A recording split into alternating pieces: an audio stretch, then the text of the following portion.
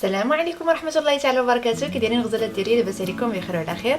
اليوم ان شاء الله باذن الله كيف كتشوفوا معايا عندي هنايا الحامض اولا الليمون الحامض. عندي هنايا غادي نوجد معكم الحامض مصير.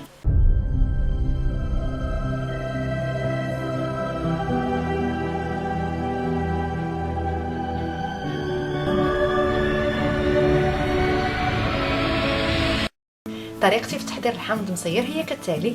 غادي تاخذوا القياس ديالكم د الحامض اللي بغيتو نتوما. انا تقريبا هنا عندي واش كيلو ولا كيلو شي حاجه، حيت شريت كونتيتي كبيره ديال الحامض احتفظت بها في المجمد. كل مره كناخذ منها داكشي اللي خاصني. المهم خديت انا تقريبا هنا شي 10 د الحبات. غادي تغسلوهم مزيان مزيان، انا ديجا غاسلاه، وغادي تغليو واحد المقراش ديال الماء، وغادي تخويو عليه الماء مغلي بهذا الشكل هذا.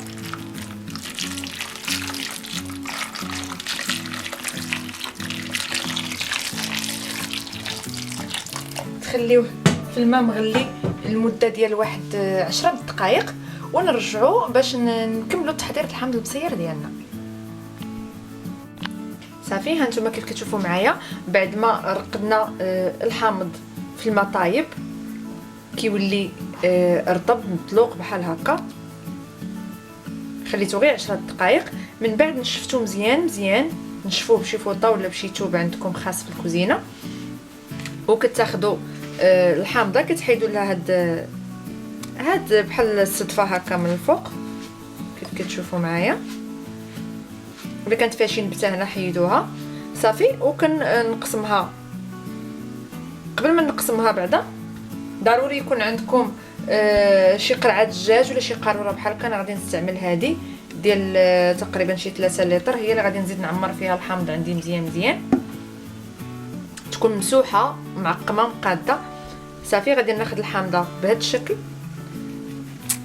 يكون عندكم شي طبيسيل باش داك الماء اللي كيخرج د الحامض يسيح هنا في هذا الطبسيل، وفي الاخر غادي نكبوه على الحامض ديالنا. حاولوا ما تضربوش الحامضه حتى الاخر، يعني غير هنايا ما تجرحوهاش حتى الاخر، تقسموه على 4 بهذا الشكل هذا. طريقه سهله ما صعيباش. صافي وكتاخذوا من طبيعه الحال الملح، يكون حداكم الملح، وكتبداو تعمروا الحامضه من الوسط بالملح مزيان مزيان.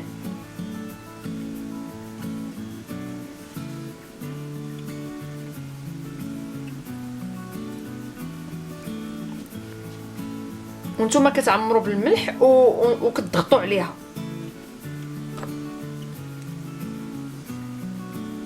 ما تخليو حتى شي بلاصه بلاش، عمروا الجويه كاملين باش كيطيب لنا هاد الحامض بالزربه. ضغطوا حتى من الداخل باش هذاك الملح يدخل مزيان مزيان.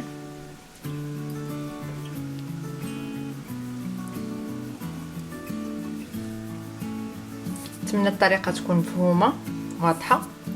كيصدق لكم في الدار مزيان مخير احسن من يعني كل مره تبغيو تشريو. صافي وكناخذ هاد القريعه اللي عندي معقمه، وكنبدا نعمل فيها الحامض بهذا الشكل. بغيت نوريكم بهذا الشكل. كنزلها لداخل، ومن بعد كنبدا وانا كنعمر وانا كنضغط، انا كنعمر وانا كنضغط. غادي نكمل بنفس الطريقه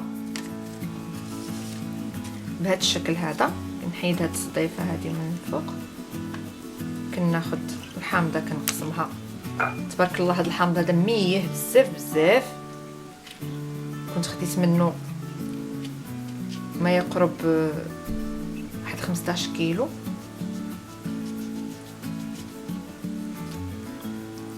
خديته باش كان يلاه كيخرج الحامض.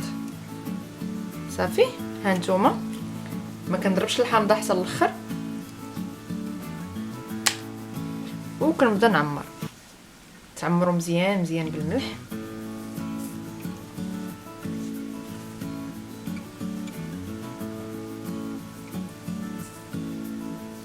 نتوما كتعمروا نتوما كتضغطوا.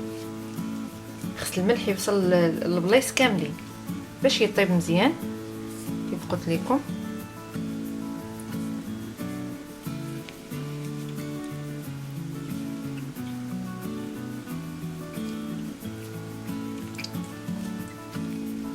هاد العصير اللي كيخرج لكم هنايا وكينزل في هاد لاسيت اصلا غادي نعاودو نكبوه على الحامض بعد ما نعمروه.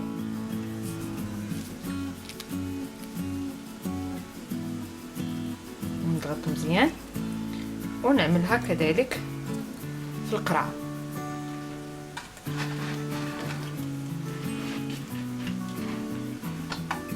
نحاولوا اننا ملي ننزلوا الحامض ننزلوا وحده فوق وحده وندحسوهم مع بعضياتهم مزيان مزيان باش كيطيبوا.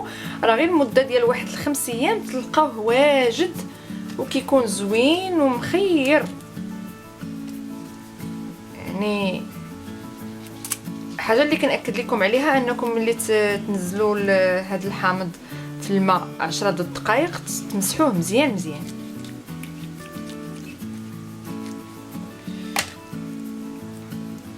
صافي غادي نستمر بهذه الطريقه هذه نعمر الحامض كامل اللي عندي بالملح وننزلو في القرعه ونرجع نتلاقى معكم. صافي هانتوما بعد ما عمرت هاد القرعه هذه مزيان مزيان، هذاك العصير اللي كيبقى ليا في الطبسيل مع ديك الملحه كنضيفو حتى هو عادي بحال هكا كيف ما هو، وانا كنحرك شي هبط لتحت. كيف شفتوا راني ضغطت مزيان مزيان. ولا عندكم حتى القشور د الحامض، يعني عندكم يعني الحامض عصرتوه بقاو لكم القشور ضيفوهم حتى هما، راه ملي كيتصيروا كيوليو فنين كيجيو واعرين. صافي غادي نضيف هاد الملحه حتى هي اللي بقات هنا. هانتوما كيف كتشوفوا معايا بهذا الشكل، ونحرك مزيان باش تهبط لتحت.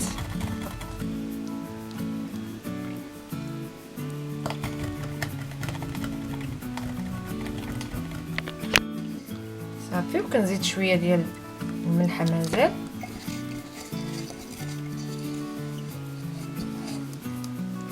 باش كيتصير مزيان مزيان. وكنضيف اللي غادي تضيف زيت الزيتون، ضيف غير معلقه صغيره فقط، ما تزيدوش عليها لانه ما كيخليش داك الهواء يتسرب لنا الحامض. واللي غتضيف زيت نباتي تضيف تقريبا واحد نصف كاس صغير.